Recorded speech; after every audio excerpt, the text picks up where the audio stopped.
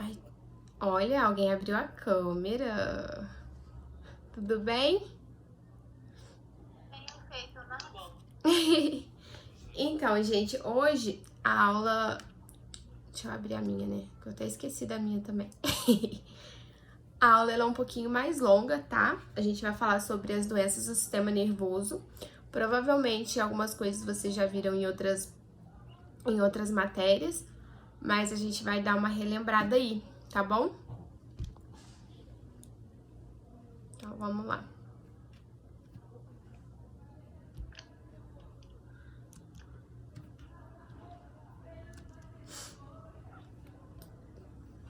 Só vou ter que minimizar aqui.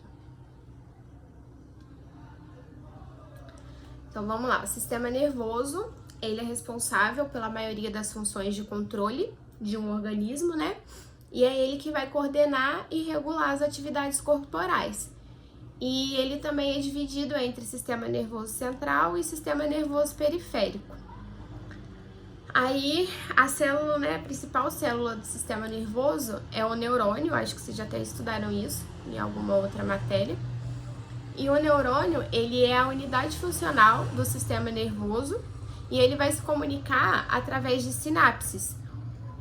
E por eles vão se propagar, né, os impulsos nervosos. Então, vocês prestem bastante atenção, porque depois, lá no final, na hora que a gente vai fazer o nosso quiz, vai ter perguntinhas na matéria, tá? Para responder. A anatomia do neurônio, ele se divide principalmente em 3 partes, né? Que é os dendritos, o corpo celular e o axônio. E aí, o impulso nervoso, ele vai vir aí pelo dendrito, pela imagem que vocês estão vendo, vai passar pelo axônio e vai chegar lá no finalzinho dele, tá? Vai passar também pelo corpo celular. Esse impulso nervoso sempre vai acontecer do dendrito pro axônio, nunca ao contrário, tá bom? E no axônio também a gente tem o que a gente chama de bainha de mielina, que é como se fosse uma membrana que vai cobrir esse axônio. Vamos falar sobre isso mais pra frente também. E aí eu coloquei aí pra vocês o que é a sinapse, porque só falar, né? A sinapse, ela é uma região de proximidade entre um neurônio e uma outra célula, por onde vai ser transmitido esse impulso nervoso, né? E a gente sabe que os impulsos nervosos, eles devem passar de uma célula a outra para poder acontecer uma resposta a um determinado sinal. Então, é assim que vai acontecer. Tipo, quando você quer levantar um braço, como que isso vai acontecer? Esse impulso nervoso, ele vai passando de célula a célula, né, de neurônio a neurônio, através da sinapse, para que isso aconteça. Então, sempre do dendrito para o axônio, e a sinapse, ela vai acontecer ali, ó, do terminal axônico para o começo de um outro dendrito, tá?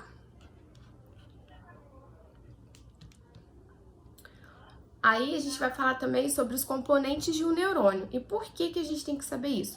Porque algumas doenças do sistema nervoso, elas vão acontecer exatamente em alguma desses componentes aí, dessas estruturas. Por isso que a gente tem que saber o que faz cada uma delas, tá? Os dendritos, eles são prolongamentos do neurônio que vão garantir a recepção dos estímulos, né? Porque o estímulo ele sempre vai começar pelo dendrito e vai levar esse impulso nervoso em direção ao corpo celular. E a grande maioria dos neurônios sempre vai ter uma grande quantidade de dendritos, não é só um dendrito, são vários. O axônio, ele é um prolongamento que vai garantir a condução, né, do impulso nervoso, que vem logo ali o rabinho, né, que fica no corpo celular. E diferente do dendrito, cada neurônio só vai ter um axônio. E ele é sempre o mais longo, tá? Aí, como eu falei, né, envolvendo o axônio, tá o isolamento elétrico que a gente chama de bainha de mielina. E essa bainha de mielina, ela é formada por 2 tipos de celulares, que são os oligodendrócitos, no sistema nervoso central, e também as células de Schwann, que é no sistema nervoso periférico. Eles são diferentes, tá? O corpo celular é o local do neurônio onde está presente o núcleo e grande parte das organelas celulares, que é igual vocês aprenderam lá no comecinho, que toda célula ele vai ter aquele corpo celular, onde vai ficar, né, aquelas organelas e o núcleo.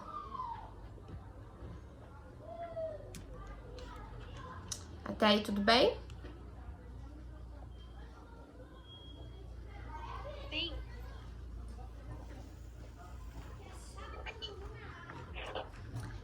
Então vamos lá. O sistema nervoso central. Ele é formado pelo encéfalo e pela medula espinhal. O encéfalo, ele vai ficar protegido pelo crânio e a medula, ela vai ficar protegida ali pela nossa coluna vertebral, né? E tanto o encéfalo quanto a nossa coluna, ele vai estar protegido pelas meninges, que tem a função de proteger contra choques mecânicos. São 3 camadas, tá?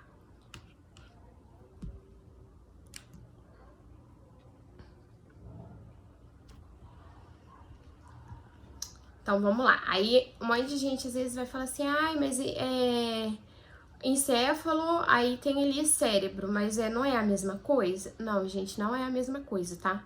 O encéfalo, ele é composto por várias estruturas, entre eles o cérebro, tá? Então não confundam isso.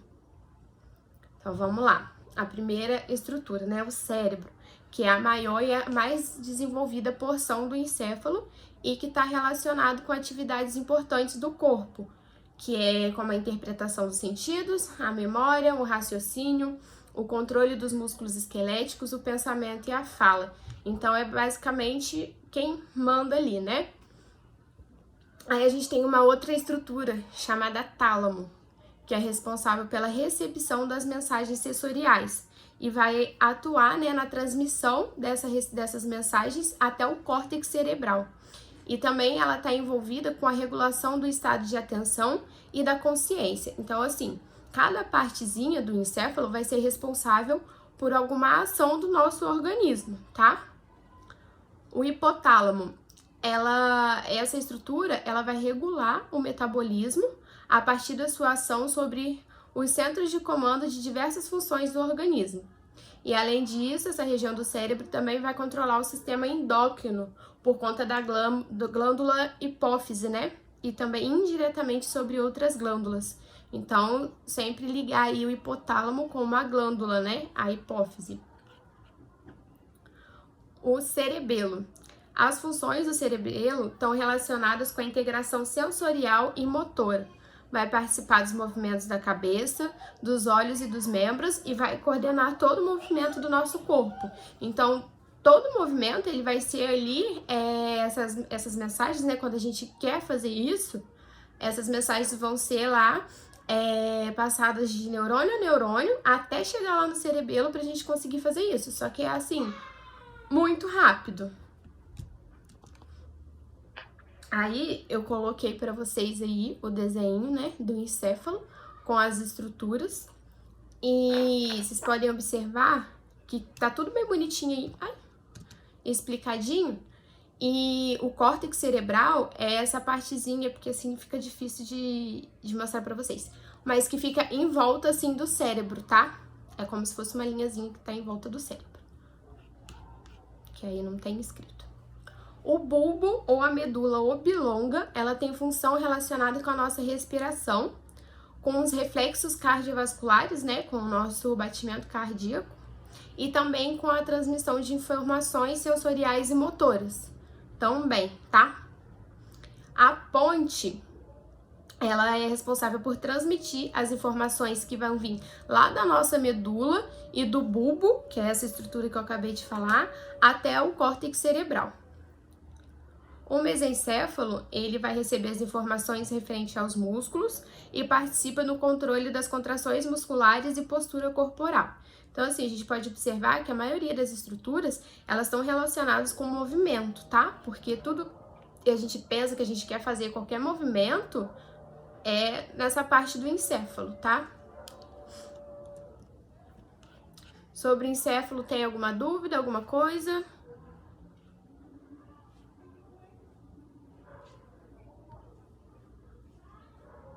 Não.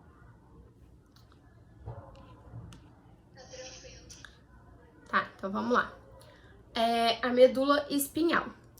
Aí nessa primeira imagem, eu coloquei aí para vocês verem as meninges. E são as mesmas camadas que vão recobrir o encéfalo, tá? A dura mater, que é a camada mais externa, a aracnoide, que é a camada do meio, e a pia mater, que é a camada mais interna. Essas três camadas, elas vão recobrir tanto a nossa medula quanto o nosso encéfalo, tá? E aí no meio tá aí a medula espinhal, como vocês podem ver. E a medula fica aí entre as vértebras, né, da nossa coluna. Ela tá localizada, né, no interior da coluna vertebral, revestida pelas meninges, e ela vai ser composta por 31 nervos espinhais, que são essas estruturas pequenininhas nessa segunda imagem que vocês estão vendo aí, que é tipo um rabinho que sai assim da medula. Esses são chamados de nervos espinhais, tá? E a gente pode dizer que a medula, ela é uma estação nervosa. Por quê? A maioria das informações de praticamente todas as partes do nosso corpo vai chegar primeiro na nossa medula para depois chegar lá, passar pela ponte, né? E chegar lá no nosso encéfalo, tá?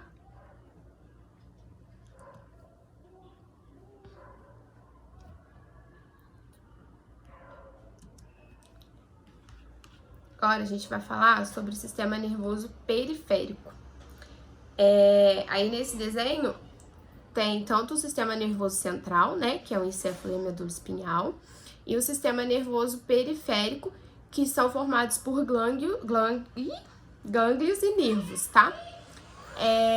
A função do sistema nervoso periférico é ligar o sistema nervoso central aos outros órgãos do nosso corpo e aí realizar, né, o transporte dessas informações, porque senão ficaria muito isolado o sistema nervoso central, né? Então, por isso que a gente é formado exatamente por nervos.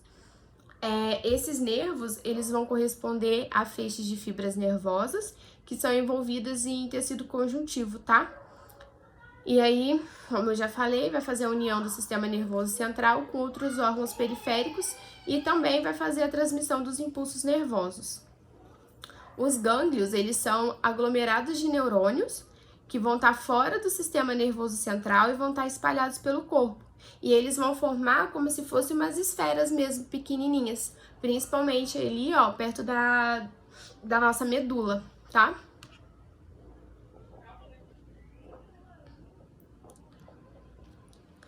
O sistema nervoso periférico, ele é um pouquinho diferente, porque ele é dividido em dois tipos, o sistema nervoso somático e o sistema nervoso autônomo, de acordo com a atuação. Então, vamos lá. Sistema nervoso somático. Ele vai regular as ações que estão sob o controle da nossa vontade, ou seja, são as ações que a gente quer realizar, que a gente quer fazer. Ela vai atuar sobre a musculatura esquelética de contração voluntária. Então, assim, quando eu levanto um braço, porque eu quero, quem que vai estar atuando? Peraí que tem uma pergunta.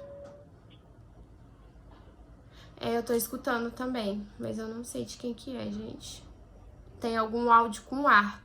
Se vocês puderem deixar o microfone fechado e só abrir na hora de fazer alguma pergunta, só porque estão falando aqui, só para não atrapalhar, tá bom? Então, vamos lá. O sistema nervoso somático, ele vai atuar sobre o controle, né, da nossa vontade. Se eu quero fechar o meu olho, se eu quero levantar o meu braço, levantar uma perna, tudo isso quem vai estar atuando vai ser o sistema nervoso somático, tá? O sistema nervoso autônomo, ele vai ser o contrário do somático. Ele vai agir de modo integrado com o sistema nervoso central e vai agir nas atividades que não dependem da nossa vontade, que são ações involuntárias, principalmente as realizadas pelos órgãos internos. Então, assim, você não manda o seu intestino funcionar, você não manda o seu coração bater. A sua, sua respiração, ela já vai ficar mais ali no sistema nervoso somático, mas também ao mesmo tempo do autônomo, porque a gente consegue regular. Se você quiser aprender a respiração, você prende, só que você não vai conseguir ficar ali muito tempo, tá? Então a gente tem um esqueminha que vai aparecer bastante isso daí, onde que cada um atua. E o sistema nervoso autônomo, ele também vai ser dividido em simpático e parasimpático, tá?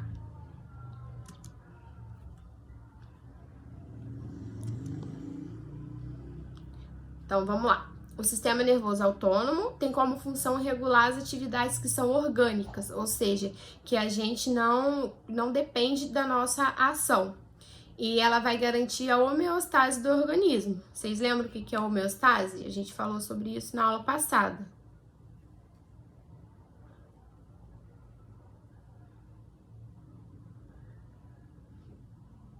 Ninguém?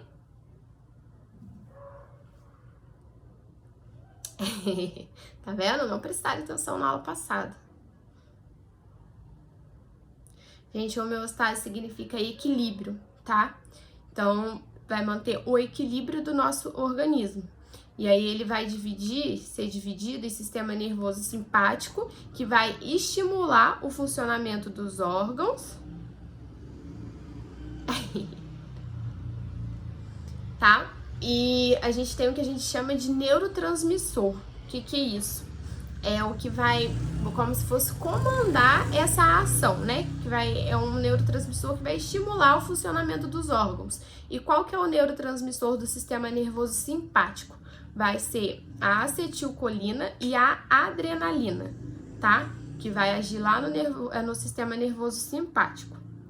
No sistema nervoso parasimpático, que é o sistema que vai inibir o funcionamento desses órgãos, o neurotransmissor é só a acetilcolina, tá bom? Alguma dúvida dessa parte? Aqui é meio um pouquinho confuso.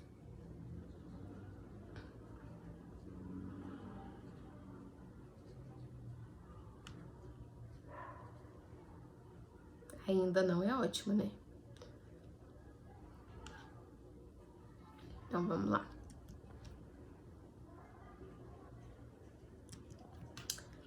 Aqui fica mais fácil para vocês entenderem. Então, vamos lá. O sistema nervoso simpático, ele vai agir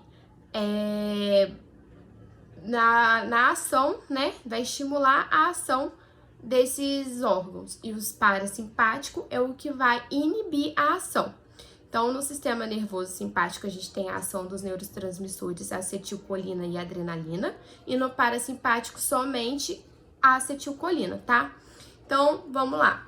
O sistema nervoso simpático, ele vai atuar principalmente dilatando a nossa pupila, vai inibir a salivação e vai relaxar os brônquios. Já lá no sistema nervoso parasimpático, o que vai acontecer é exatamente o contrário. Vai contrair a pupila, estimular a salivação e vai reduzir os batimentos cardíacos. E também vai contrair os brônquios, tá? Lá no simpático, vai acelerar os batimentos, né?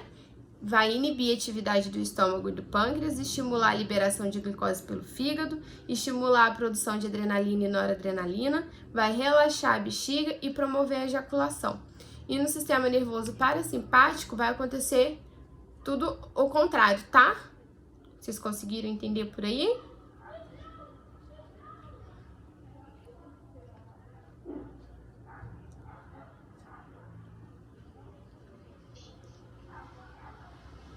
E aí, a gente tem os gânglios aí também, olha, que eu falei lá, ó. Os gânglios nervosos, que ficam ali principalmente perto da nossa medula, tá?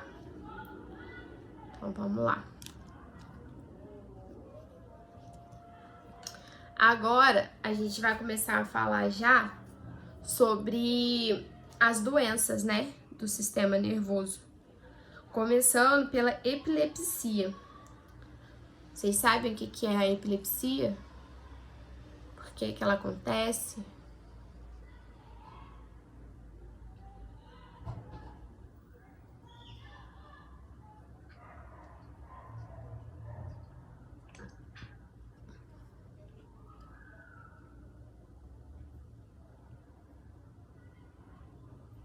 Crises de quê?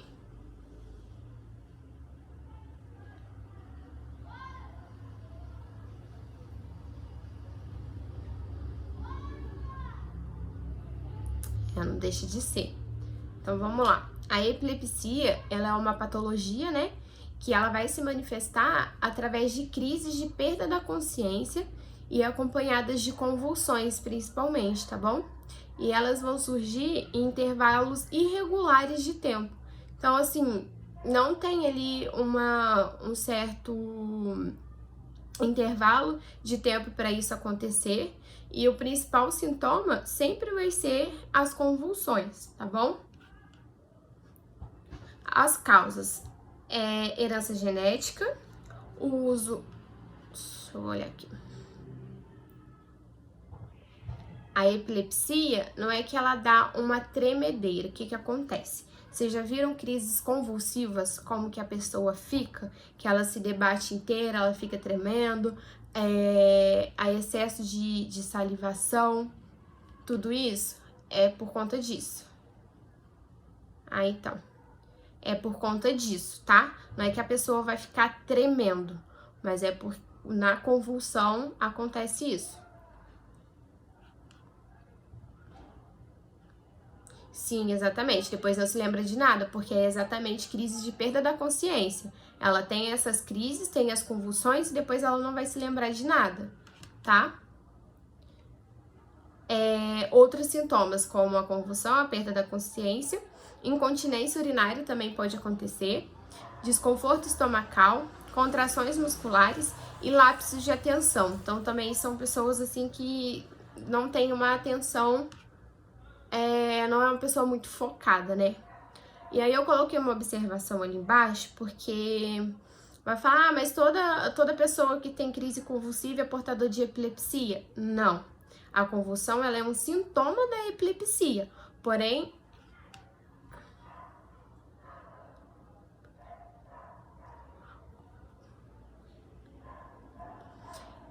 Então, a gente vai falar isso daí, só um minutinho, deixa eu explicar aqui. A convulsão, o que pode acontecer?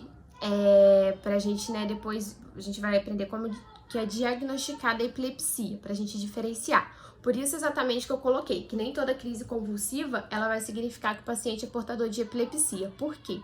A crise convulsiva, ela pode acontecer por vários fatores. A febre muito alta, ela pode gerar uma crise convulsiva, tá? Algumas drogas, quando a pessoa faz uso excessivo, pode causar convulsão. Então, assim, nem toda pessoa que faz uma crise convulsiva significa que ela é epilética, tá? Agora a gente vai ver como que a gente diferencia isso. Através de eletroencefalograma, que é um exame que ele vai mapear as ondas cerebrais. Vou falar também, só um minutinho. Então, vamos lá. Como que a gente vai diagnosticar? A gente tem que saber... A reunião vai acabar em 10 minutos, tá, gente? Apareceu o aviso aqui. Aí depois eu mando outro link pra vocês. Como que eu vou saber? Histórico, né? Antecedentes familiares, antecedentes da enfermidade. E através de exames, principalmente o eletroencefalograma, porque você vai mapear as ondas cerebrais através desse exame. E aí, o médico, né, vai ser feito o exame e o médico é que vai diagnosticar pra gente conseguir diferenciar, tá bom? E aí, como agir uma pessoa tá tendo convulsão? Porque a epilepsia, né, a pessoa nas crises, ela tem crise convulsiva. Isso daí eu achei que vocês tinham tido até a gente aprende na aula de primeiros socorros. Não tem muito o que fazer, gente. A gente simplesmente vai proteger a cabeça dessa pessoa, porque a pessoa fica se debatendo, para ela não causar um segundo trauma, que a gente chama, né? A gente vai proteger a cabeça dessa pessoa, não vai segurar essa pessoa, não vai tentar conter os movimentos dela, deixa ela se debater, só afasta tudo que possa machucar, que possa gerar o segundo trauma, e vai tentar lateralizar essa pessoa, principalmente a cabeça. Por quê? Por conta da primeira causa de obstrução de vias aéreas, que é a língua, porque vocês já viram que todo mundo fala, paciente com crise convulsiva enrola a língua. O que acontece? A língua, ela é como se ela caísse. E aí, se o paciente ele tá deitado de barriga para cima, a língua ela pode cair e sufocar o paciente. E também acontece desses pacientes às vezes fazerem vômito, muita saliva, né, em excesso, então tudo isso pode sufocar. Por isso que a gente simplesmente vai manter essa pessoa lateralizada, principalmente a cabeça, e segurar a cabeça. Não tem muito o que fazer, não. Exatamente, certinho. E exatamente, ó, morde a língua também. E aí, lá nos primeiros socorros, a gente aprende. A gente não deve tentar enfiar a mão para tentar segurar a língua da pessoa, porque a pessoa, durante a crise, ela pode te morder, tá? E também não tenta enfiar nada metálico, nada duro, porque você pode machucar essa pessoa, tá bom? É só lateralizar e ligar para emergência e esperar a crise passar, porque não tem exatamente o que você fazer. Os primeiros socorros prestados a uma pessoa com crise convulsiva são esses, tá? Mais alguma pergunta sobre esses primeiros socorros?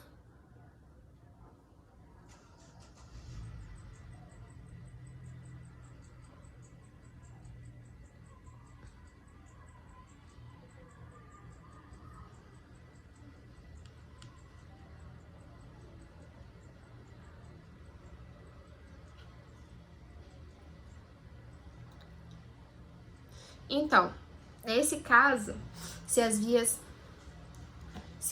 aéreas estiverem obstruídas, a gente vai fazer de tudo para que isso não aconteça, para que a pessoa não engasgue, certo? Por isso que a gente vai fazer a posição lateral de segurança, que é lateralizar principalmente a cabeça desse paciente.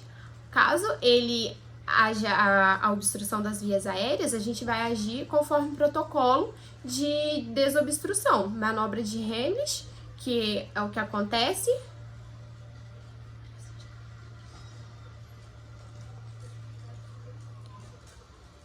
Já respondo essa pergunta aí, tá? Então, assim, a gente vai agir de acordo com o que tá acontecendo. E aí, sempre verificando, tá? Sinais vitais. Pulso, respiração, que é o ver, o ouvir e o sentir, tá? Porque esses pacientes, às vezes, eles podem evoluir. E a gente tem que saber diferenciar, tá bom? Posso sim, só um minutinho. Eu vou voltar o slide.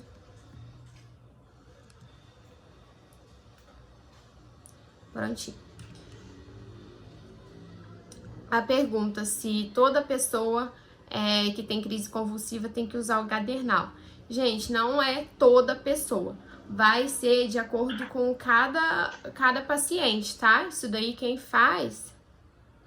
prescreve esses tipos de medicamento, quem vai avaliar e vai prescrever são os médicos, tá bom? Mas se usa medicamentos assim. Posso passar o slide?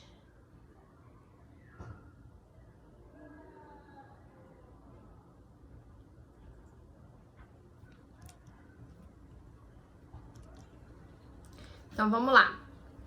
Tratamento. É medicamentoso, né? Porque é uma doença que ela não tem cura. E o tratamento, ele tem a intenção, né, de diminuir a frequência dessas crises, tá bom?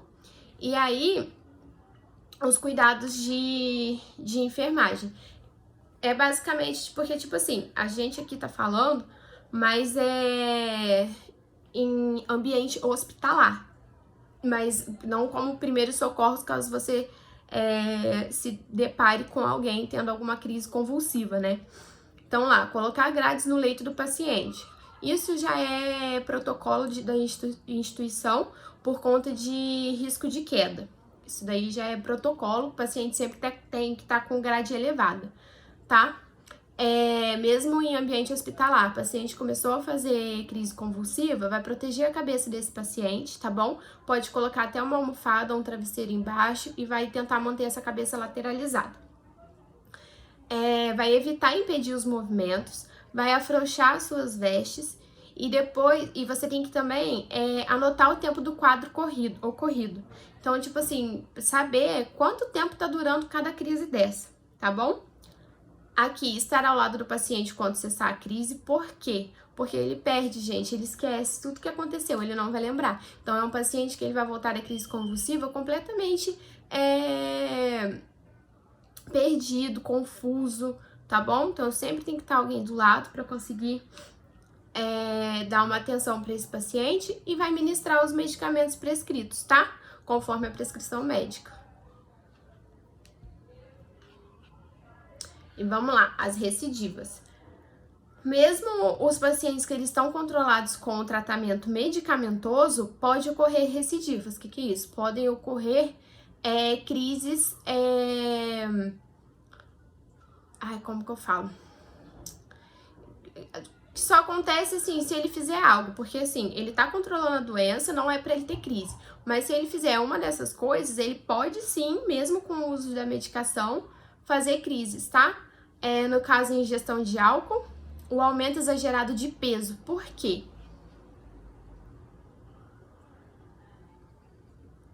Então, tem medicamentos que eles não podem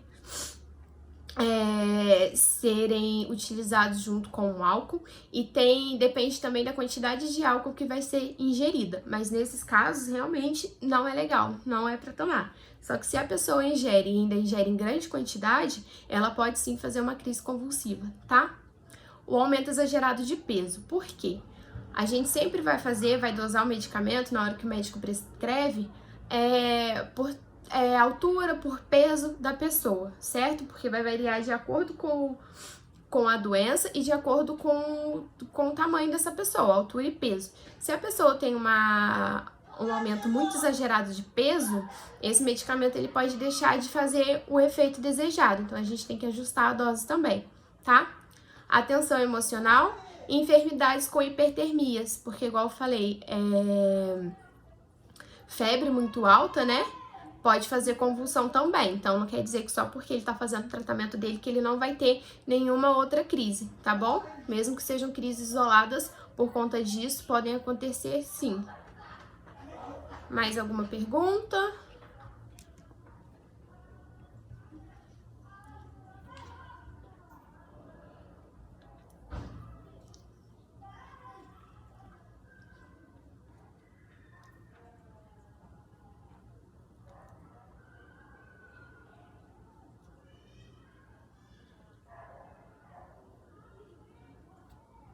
Nada?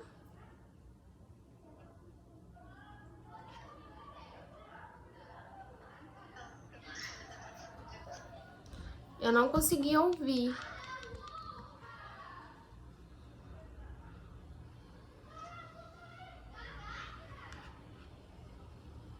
É porque a reunião vai acabar em 1 minuto. Porque eu não sei o que acontece, que eu coloco 45 minutos e ela só dura 30.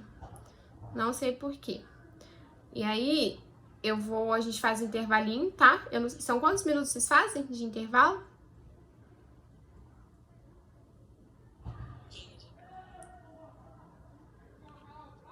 Acabou.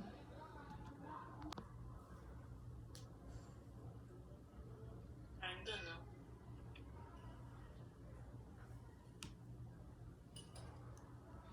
Então tá, vamos lá. Agora a gente vai falar da esclerose múltipla.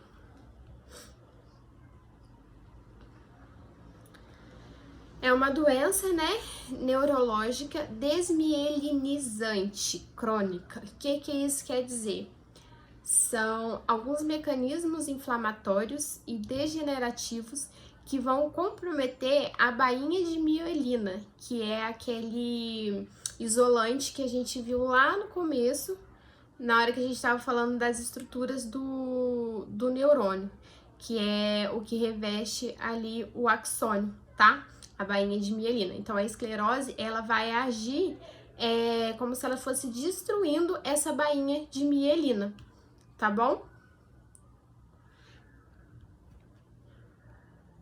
Aí tem o desenho aí para vocês verem, né? O processo de desmielinização de um neurônio. Tem o neurônio... um neurônio saudável e um neurônio afetado pela esclerose.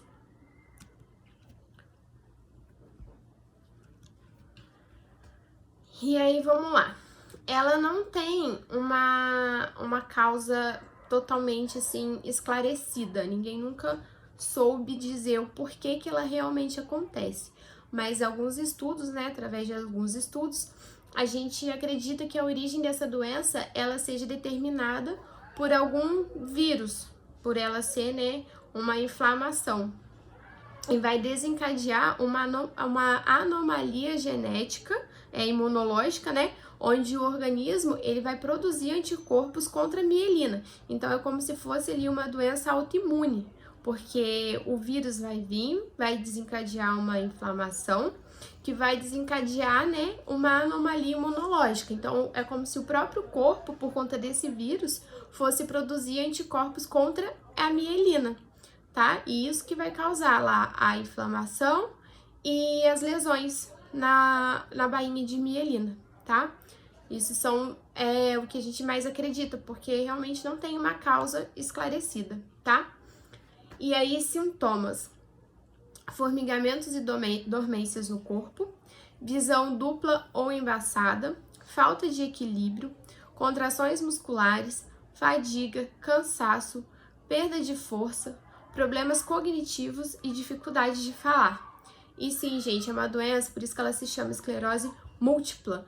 Por quê? Como ela vai agir na bainha de mielina dos neurônios, a gente tem neurônios praticamente no nosso corpo todo. Então, ela vai atingir todos esses neurônios e vai ter sinais e sintomas em várias partes do nosso corpo. Então, vai afetar muitos órgãos, tá? Por isso que é uma doença tão ruim, tão debilitante.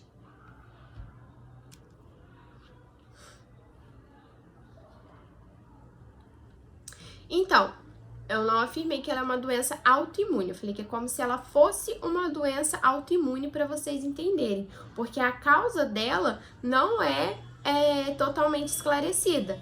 É através de estudos que dizem que provavelmente é um vírus, né, que a pessoa adquire, e através desse vírus é que vai gerar uma anomalia, né, do nosso sistema imune, que vai fazer com que o nosso corpo produza anticorpos contra a bainha de mielina, e aí vai gerar essa inflamação que vai ai meu Deus, que vai como se fosse destruindo, né, a bainha de mielina.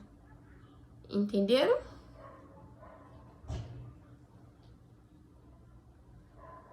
Então vamos lá. Como que é feito o diagnóstico? O exame, né, mais confiável, que é o mais feito, é a ressonância magnética, porque esse exame ele vai permitir identificar a doença ainda no estágio inicial, porque ela não vai afetar tudo de uma vez só, tá? O teste de função neurológica, caminhada, força, reflexos e sensibilidade ao toque. Porque, como eu falei, é uma doença que ela vai afetar muitas funções do nosso organismo. Então, tudo vai ficando mais limitado, né? Uma punção lombar para análise do líquido céfalo-raquidiano, que é o líquor, né? E exames de sangue também para excluir outras doenças, tá? O tratamento realmente ela não tem cura, a gente vai controlar e vai tratar os sintomas, tá?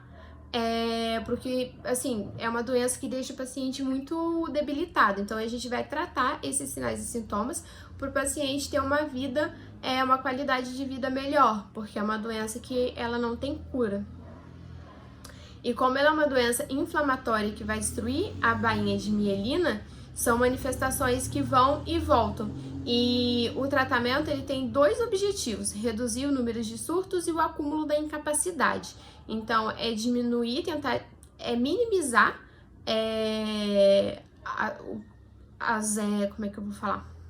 O que acontece, né, e tentar impedir que mais órgãos, mais funções sejam afetados, e também o acúmulo da incapacidade dessa pessoa, que é tratar os sinais e sintomas, tá?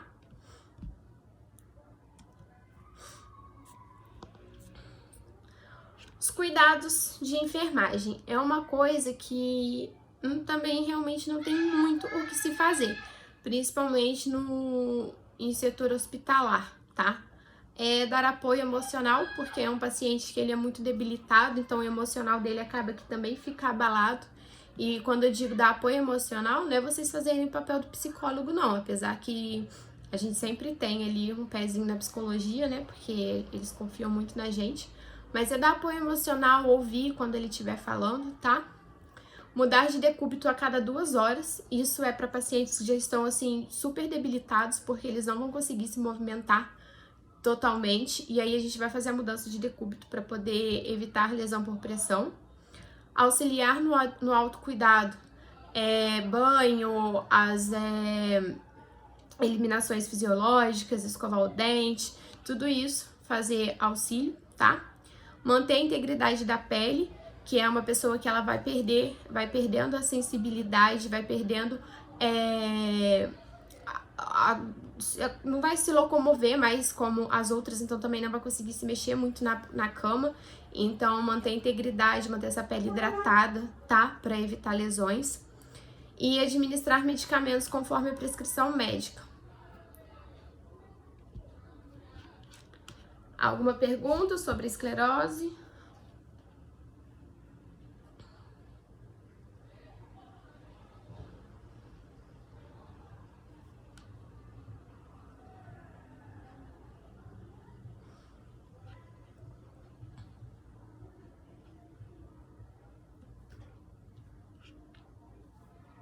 Então tá, então agora a gente vai falar sobre...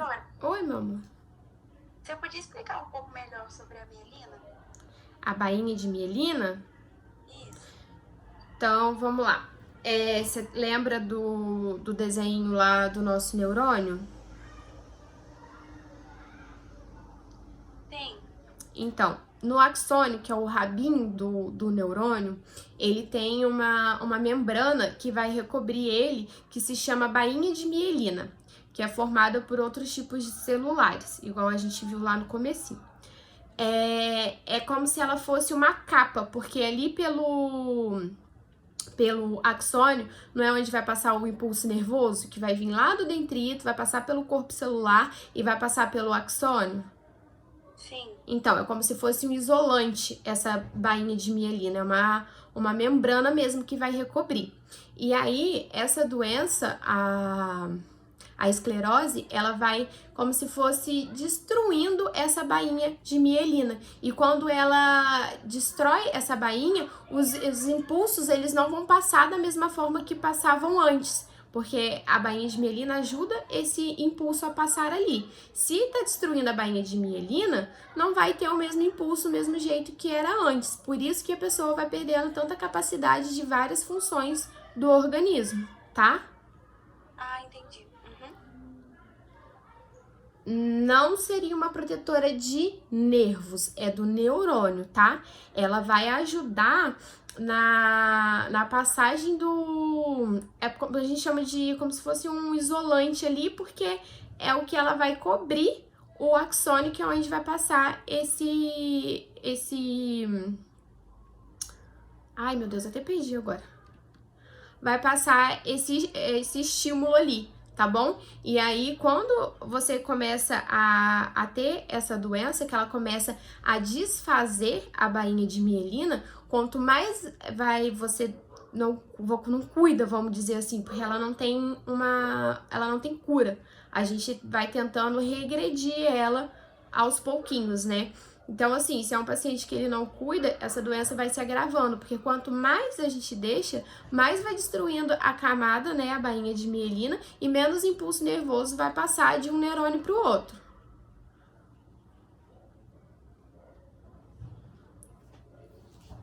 Vamos lá, vou tentar explicar de outro jeito, então. A gente viu ali que o impulso nervoso, que é tudo que a gente pensa lá do nosso sistema nervoso, o simpático, parasimpático. Se a gente quer levantar um braço, a gente quer andar, não é um impulso lá, um impulso que vai passar de neurônio por neurônio para poder chegar lá na nossa medula e lá para o nosso cérebro para a gente conseguir fazer isso, esses comandos? Então, isso quando os neurônios eles estão perfeitinhos, certo? Vai acontecer lá através da sinapse, porque é um neurônio como se fosse um neurônio conectado com o outro. E aí, quando a gente quer fazer alguma coisa, a gente vai mandar esse impulso e ele vai passando de neurônio para neurônio até chegar lá no pedacinho do nosso cérebro, do nosso encéfalo, que vai realizar esse comando. Certo até aí? Certo. Então, vamos lá. Nesse neurônio, no axônio, que é o rabinho ali do neurônio, que é aquela parte mais compridinha dele, a gente tem a bainha de mielina, certo? Então, essa bainha de mielina é como se ela fosse responsável por ajudar esse impulso nervoso passar de um neurônio para o outro. Quando eu digo impulso nervoso, vocês podem entender como se fosse esse comando, tá bom? Que a gente tá fazendo. Tanto faz se é o comando que a gente quer do nosso sistema nervoso autônomo ou não, tá? É um impulso nervoso que vai estar passando ali. E para esse impulso passar, esse neurônio ele tem que estar certinho, com a bainha de mielina bonitinha, que é o que vai fazer esse neurônio conseguir passar o impulso de um para o outro, certo?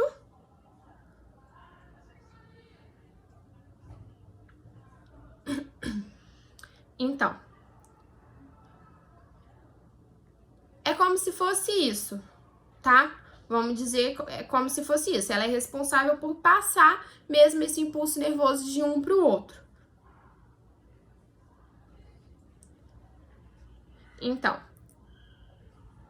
Então, por que ela afeta a visão?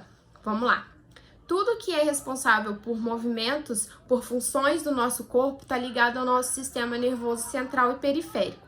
Tudo que a gente vai fazer, se a gente, não é o cérebro lá igual a gente viu no comecinho, o que faz a gente enxergar são algumas partes do nosso encéfalo que são responsáveis por isso?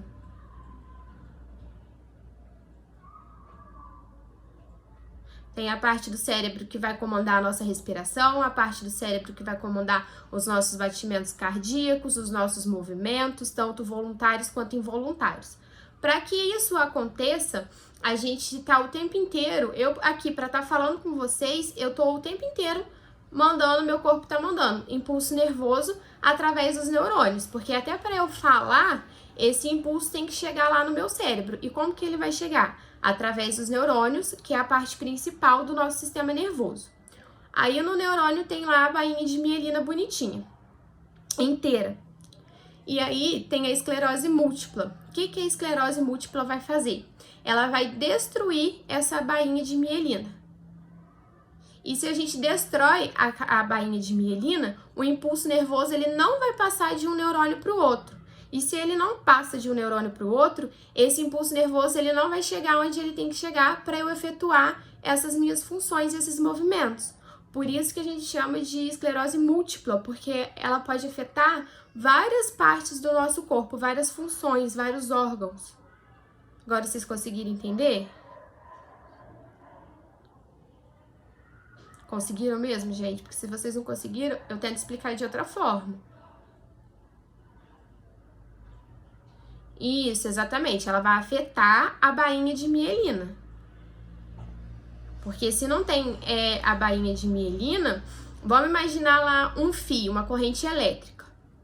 Ela tá ligada, certo? Numa rede lá. Para chegar à luz. Aqui na minha casa, esse fio, ele vem de um outro lugar, ele tá todo conectado. Se eu vou cortando pedacinhos desse fio, a luz não vai chegar mais direito na minha casa igual estava chegando antes. Então a luz vai começar a falhar e ela pode até faltar, certo?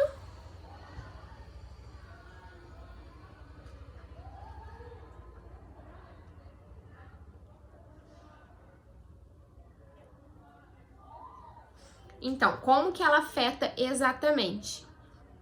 Ela vai destruir essa camada, essa bainha de mielina. Igual eu falei lá, não tem uma causa específica, não se acharam a causa específica da esclerose múltipla. Os estudos veem que provavelmente é um vírus que vai fazer isso, porque é uma doença inflamatória. Esse vírus ele vai causar uma inflamação, né? Vai atingir a bainha de mielina e vai fazer com que ela vá se desmanchando, né? Vai se destruindo, vamos dizer assim. Entenderam? E AVC é outra coisa, tá? O AVC, o acidente vascular cerebral, ou AVE, acidente vascular encefálico, ele é outra coisa. Ele pode ser ou hemorrágico, né? Ou ele pode ser por falta de oxigenação no sangue, tá bom? É outra coisa. São outras doenças que a gente vai falar depois também. Acho que na próxima aula a gente já vai falar sobre o AVE.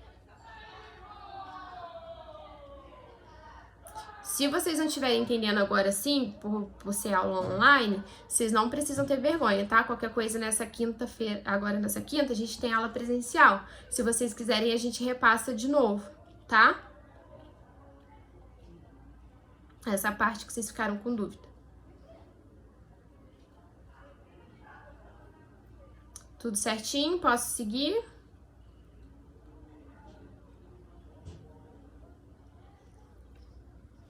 Então, vamos lá. O Alzheimer é uma doença, assim, que acho que todo mundo conhece, né? E ela também é conhecida como demência senil de Alzheimer. E ela vai envolver o declínio progressivo em algumas áreas que são responsáveis pela percepção e conhecimento.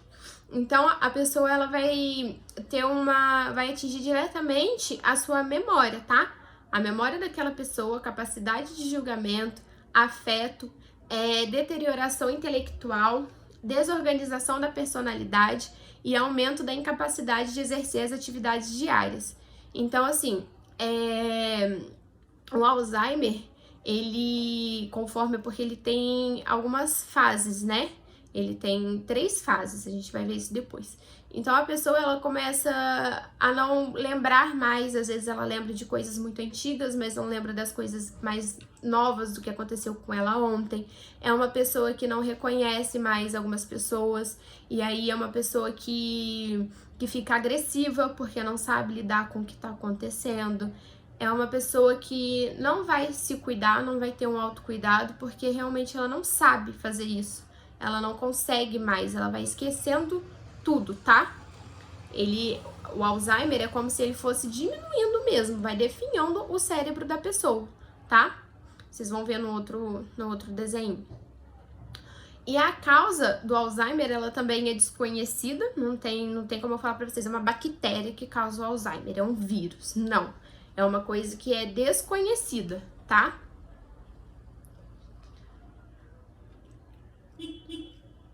Exatamente, porque o Alzheimer, ele afeta principalmente as memórias recentes, tá? Então, as pessoas, elas, principalmente são pessoas mais velhas, né? Mais idosos, que acontecem mais, mas pessoas mais novas também podem ter. E elas realmente não lembram de coisas mais recentes. Não, às vezes passam a não reconhecer mais os familiares, assim, não lembra. Mas lembra de memórias antigas, às vezes de coisas da infância, tá? E aí a gente tem como fator de risco, né, que a gente pode considerar a idade, porque é uma doença que vai atingir principalmente pessoas de mais idade, relações familiares e fatores genéticos, tá?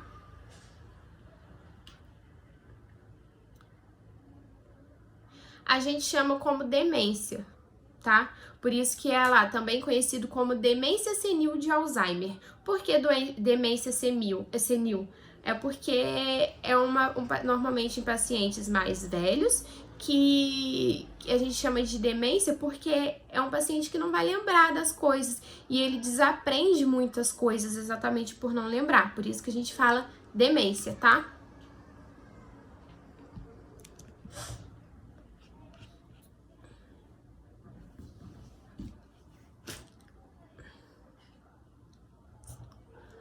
E aí ela é dividida em 3 estágios.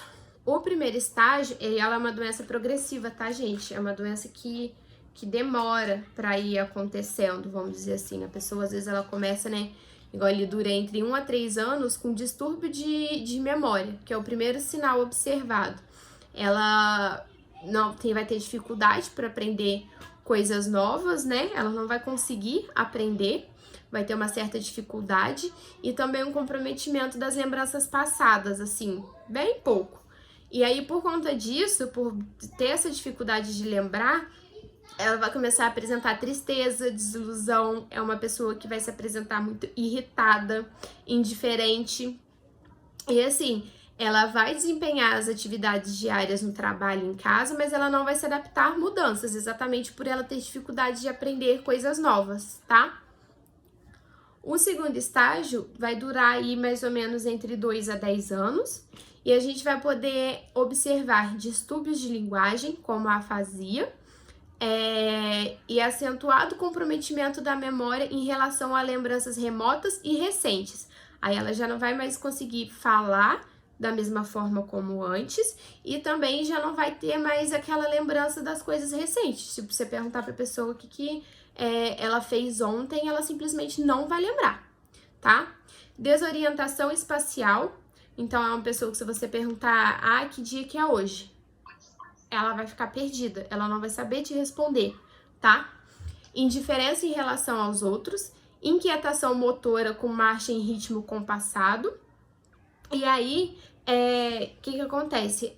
É uma pessoa que vai ficar indiferente, porque ela já não tá muito lembrando das coisas, ela já vai estar, é uma pessoa irritada por conta desses sintomas, tá?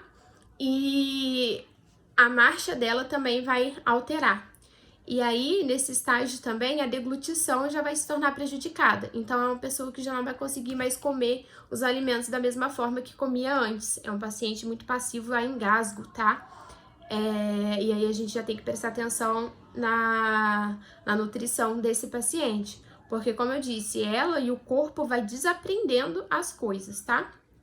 E o terceiro estágio, que é o que dura mais tempo, né? De 8 a 12 anos, vai acometer as funções intelectuais, né, que já vão estar muito deterioradas, vai ter perda das habilidades virtuais e mentais, inclusive da fala, é uma pessoa que já não vai falar muito mais. O movimento voluntário é mínimo e os membros se tornam rígidos com a postura fletida. E também vai apresentar incontinência urinária e fecal. Então, assim, é uma pessoa que ela vai, é o que a gente praticamente fala que tá vegetando, porque se o cérebro ele tá se deteriorando, todo o resto vai junto, né?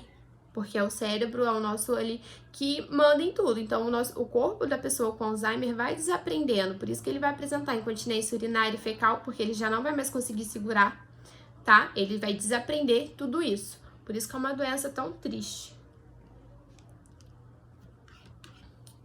O diagnóstico. É exclusão de outras enfermidades, né, que apresentam sintomatologia parecida, porque não existe nenhum marcador biológico que vá confirmar o Alzheimer. É igual lá, o paciente teve alguma doença que é por bactérias ou vírus, a gente consegue identificar. O Alzheimer é a mesma coisa, a gente não identifica, tá? Não existe nenhum marcador biológico. É uma história médica completa, alguns testes que vão avaliar a memória e o estado mental, a gente tem muito disso, de avaliar, tem várias formas, tipo, você pedir pra pessoa desenhar um relógio, não sei se vocês já viram essas coisas assim, e avaliar o grau de atenção e concentração e habilidades em resolver problemas e níveis de comunicação. Então, você vai avaliar a pessoa através de uma conversa, você vai pedir para ela fazer alguma tarefa doméstica e tudo isso a gente vai estar avaliando, tá? Testes laboratoriais, como os exames de sangue e de urina, também para poder descartar qualquer outra patologia. E principalmente, que a gente vai fazer é uma tomografia ou uma ressonância. Por quê? No comecinho do Alzheimer, pode ser que a gente até não veja, mas de acordo com que a doença vai progredindo, é muito nítido a diferença. Ó, igual eu coloquei aqui para vocês verem. Do lado esquerdo, tanto do cérebro normal, do encéfalo normal, quanto o que tá no corte, são o cérebro normal, tá? E no nosso lado direito, é um cérebro com Alzheimer. O que acontece? Os ventrículos, eles vão aumentando. E os espacinhos entre como eu falo pra vocês, essas ondinhas do cérebro, ela também vão aumentando, vai espaçando, porque é uma doença que vai degenerando o cérebro. Então é nítido, olha o tamanho que a gente chama às vezes de borboleta, né, que é um ventrículo que tem no meio aí dessa imagem do cérebro normal, para vocês verem o tamanho, e olha o tamanho desse ventrículo no cérebro que já está tomado pelo Alzheimer. Então vocês imaginam o quanto isso afeta a vida dessa pessoa, né? Todas as funções dela. Posso pular a imagem?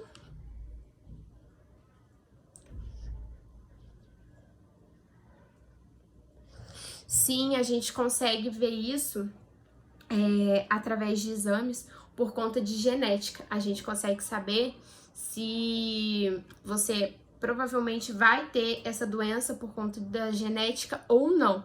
Mas assim, ainda é uma coisa bem que não se faz muito assim, mas tem, tá? Eu acho que vocês, não sei se alguém aí assiste Grey's Anatomy, porque realmente tem isso também, porque a mãe da menina lá tinha e ela fez o exame pra ela saber se ela poderia ter ou não. Às vezes pode até ser isso, porque às vezes quem assiste já ouviu falar.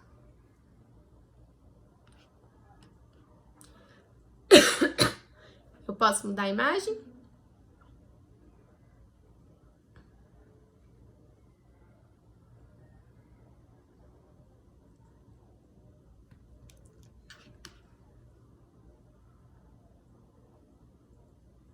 Sim, fatores genéticos, tá? E às vezes acontece até, tipo assim, que a pessoa, um pai teve, e aí por conta disso, às vezes posso desenvolver até mais nova. Acontece sim. O fator genético nessa é um dos casos, na hora que a gente tá pesquisando, né, essa doença que a gente vê também, se tem casos na família. Então, fator genético, assim como câncer, como várias doenças, tá? E aí também é uma doença que não vai ter cura e o tratamento ele vai ser da mesma forma do que da esclerose. A gente vai tratar sinais e sintomas para tentar aí reduzir um pouco essas alterações comportamentais, tá? Como a agitação, a confusão mental. Um medicamento muito utilizado para pessoas portadoras de Alzheimer é o haloperidol, muito conhecido como Aldol, vocês já devem ter ouvido falar. E aí é uma pessoa que ela tem que estar em constante monitorização, tá? Por conta dos efeitos colaterais do Alzheimer, porque é uma pessoa que tem muita agitação motora. Esses sintomas parkinsonianos que a gente diz é por conta da tremedeira na mão, tá bom? Então, é um medicamento muito usado. E aí, os cuidados de enfermagem, eles vão estar diretamente relacionados ao grau de demência dessa pessoa, né? Porque são 3 estágios a doença e a dependência que esse indivíduo apresenta. Então, assim, no começo são menos cuidados, os cuidados mais básicos. E aí, conforme a doença vai progredindo, os cuidados vão aumentando, tá? Então, a gente vai atentar para as alterações de pensamento e vamos criar mecanismos que ativem a memória.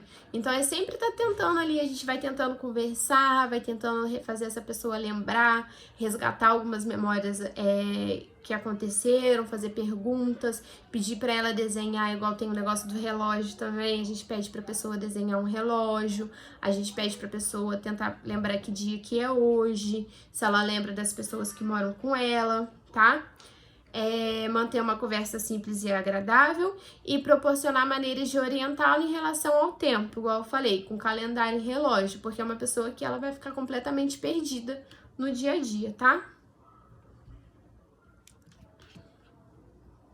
Cuidar da segurança em relação ao risco de queda, sendo necessário manter as camas baixas e com grades elevadas, as luzes acesas durante a noite e as áreas livres para deambulação, porque a pessoa ela vai desaprendendo tudo, gente. Então, assim, de acordo com cada estágio, a gente tem que tomar cada vez mais cuidado, tá? E dependendo quando a pessoa já tá no grau mais avançado, a gente tem que manter, às vezes, até portão trancado, porque são pessoas que esquecem onde elas estão e vão lembrar de memórias antigas e vão achar que estão no lugar errado e vão sair por aí, tá? Acontece também. Incentivar a realização de exercícios para aumentar a força muscular, melhorar a coordenação e a destreza do paciente Incentivar a ingestão hídrica e a dieta à base de fibras para reduzir os problemas de constipação decorrentes da debilidade da musculatura intestinal. Então, a dieta desse paciente também acaba sendo um pouquinho diferente, tá?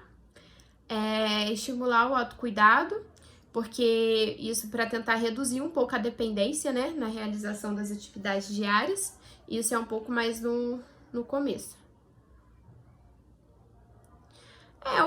Mais ou menos assim, é o que esse paciente ele vai lembrar. Então, assim, você vai tentando, tipo, às vezes a pessoa não te reconhece mais. Aí você fala, você lembra de mim, sua filha? Você vai tentando trazer coisas mais antigas, que é o que ele vai conseguir se lembrar com mais facilidade, tá? Então, pode ser também. Encorajar o paciente a participar de atividades recreativas e sociais. Por quê? É um paciente que ele vai estar muito debilitado e ele vai ser um paciente, principalmente no começo, muito irritado, às vezes até agressivo, por não lembrar das coisas, não conseguir. Então, ele acaba se isolando e isso pode gerar até uma certa depressão, tá? Então, sempre estimular esse paciente a ter contatos sociais. Alguma outra pergunta sobre o Alzheimer? Acho que é mais tranquilo, né?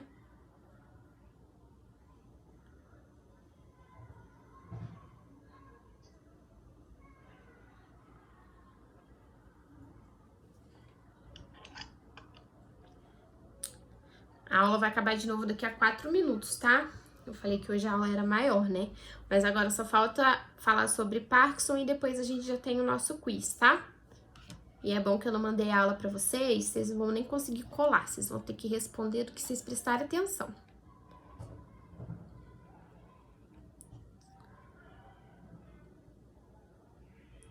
Continuar, tá? Então, vamos lá. O Parkinson. Essa eu acho que vocês vão bugar um pouquinho também, que ela já é um pouquinho mais chatinha do que as outras também. Então, vamos lá. É uma doença que também é degenerativa, progressiva, e ela vai afetar os centros cerebrais responsáveis pelo controle e regulação dos movimentos. Então, vamos lá. Lembra lá no começo da aula que eu falei que tudo é impulso nervoso e que esse impulso nervoso ele vai chegar até uma parte do nosso encéfalo responsável por cada função do nosso organismo?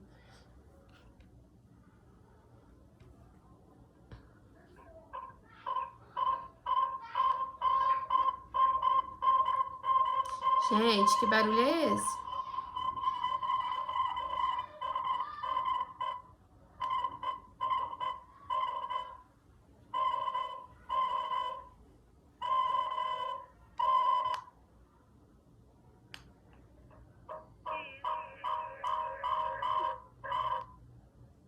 Gente, que é isso? Quem que tá com o microfone aberto? Pior que tá todo mundo com o microfone fechado. Enfim. Vamos lá, vamos voltar, vamos recapitular. Vocês lembram que lá no começo eu falei pra vocês que todos os impulsos nervosos eles são dirigidos para uma parte do cérebro onde é responsável por cada função do nosso organismo?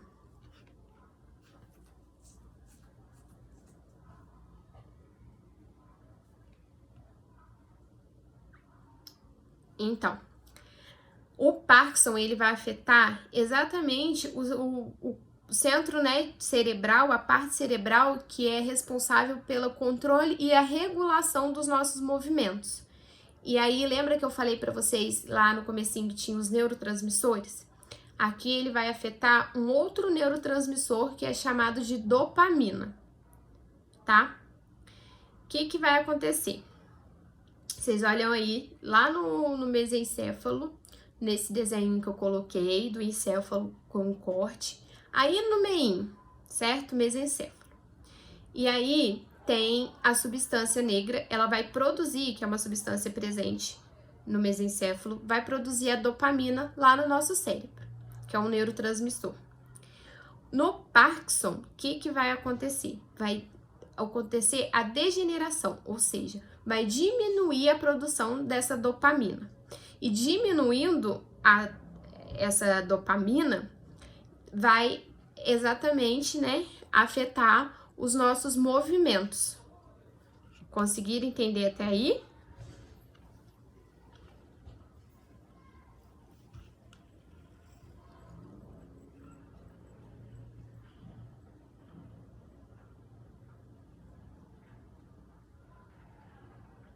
Então, olha lá, ocorre por causa da degeneração das células situadas numa região do cérebro chamada substância negra. Essas células, elas vão produzir a dopamina, que vai conduzir a corrente nervosa, que são os neurotransmissores, certo? Ao nosso corpo. Ai, droga. Essa é da parte que eu terminei, né? Alguma pergunta até aqui?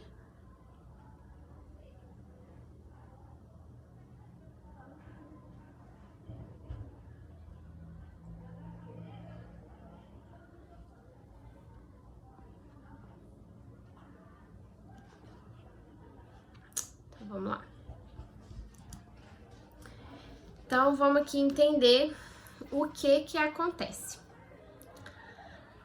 Aqui, na primeira ali onde está escrito normal, a gente vai ter o desenho de 2 neurônios.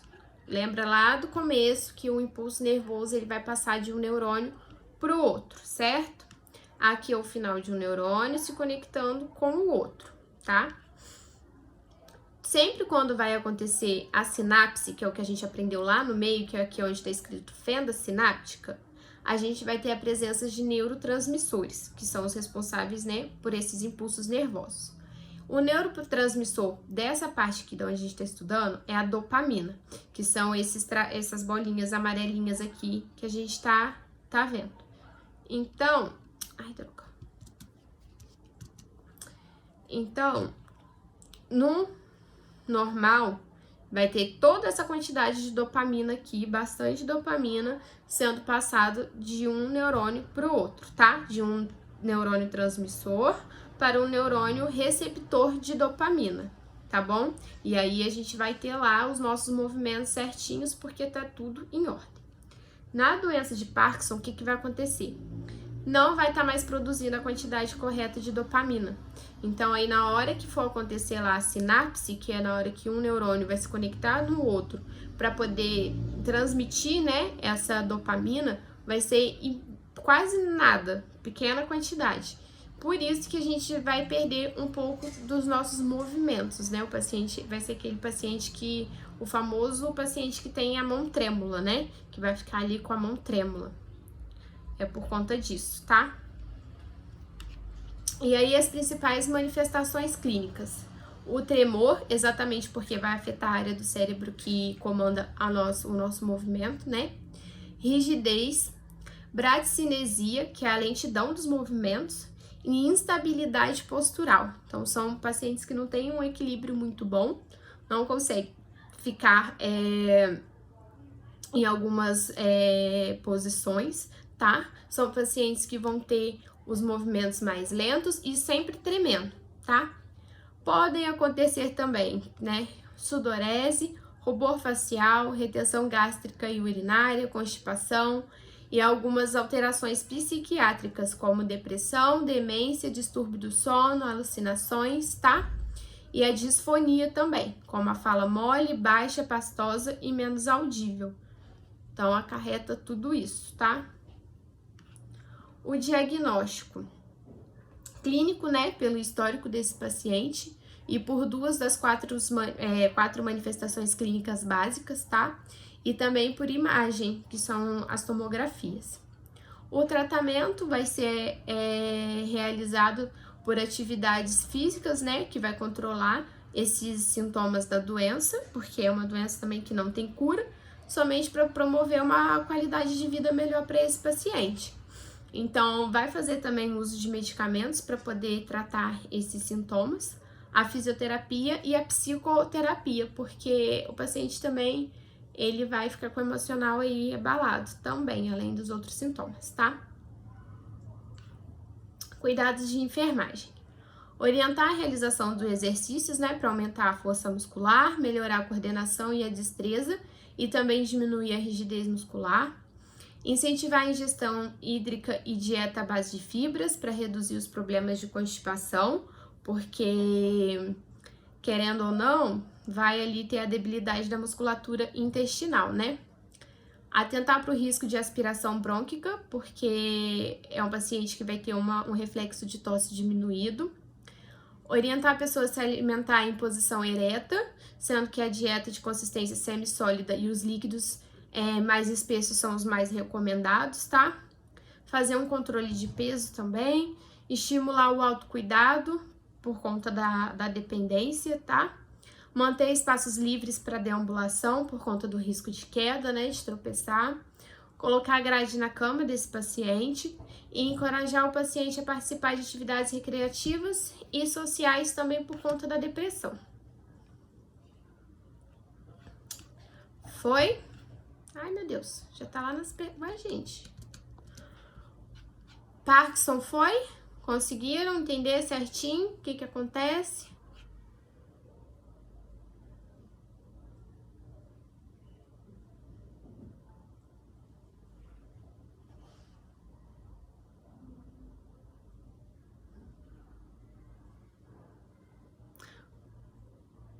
Como assim, se perdeu lá na esclerose? Você podia ter perguntado que eu ia te ensinar, eu ia falar.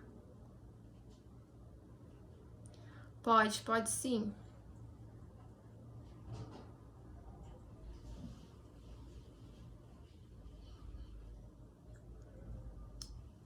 Tô vendo que tem gente perdida aí. Vocês querem fazer isso agora na quinta-feira? Eu repassar essa aula com as coisas que vocês tiverem dúvida e aí a gente faz o nosso questionário, depois o quiz?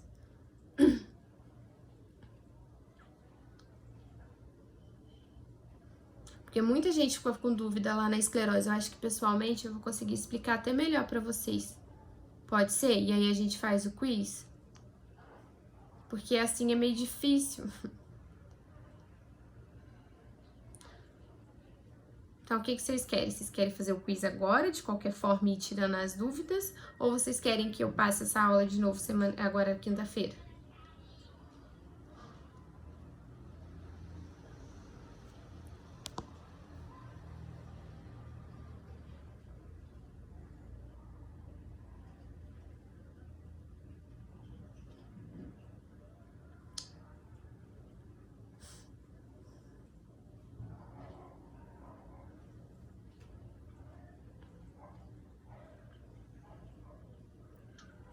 Então, eu vou fazer assim, eu não vou... Mas, gente, vocês falam que vocês não entenderam, que tá perdido e falam que tanto faz?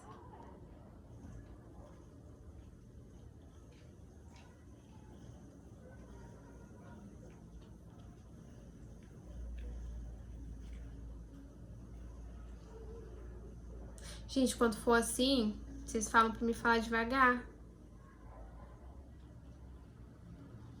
Pode falar, não tem problema não. E pode perguntar quantas vezes vocês quiserem, tá bom? Que eu vou explicar. Então, vamos fazer tudo na quinta, tá? Se vocês quiserem estudar um pouquinho, ler o slide, e aí a gente discute isso na quinta-feira, tá bom?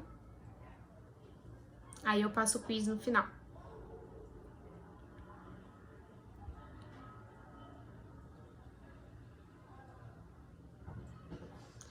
Então, tá bom. Então, é isso. Até quinta-feira, tá? Vocês escaparam, quinta-feira é presencial, por isso mesmo, que eu acho que vai ficar até melhor. Vocês escaparam da câmera hoje.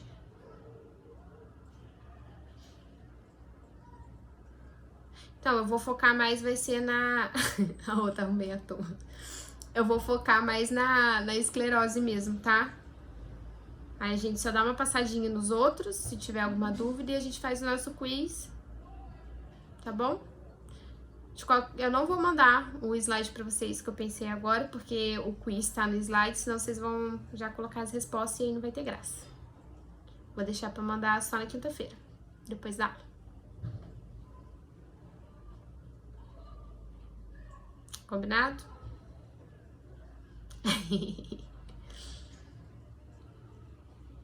Mas, gente, senão não tem graça. Então, beleza, então. Boa noite pra vocês, tá? Se tiverem algumas dúvidas, algumas coisas que quiserem mandar lá no grupo, aí eu já até anoto pra gente tirar as dúvidas na quinta-feira, tá bom? Pode anotar e mandar lá no grupo. Boa noite.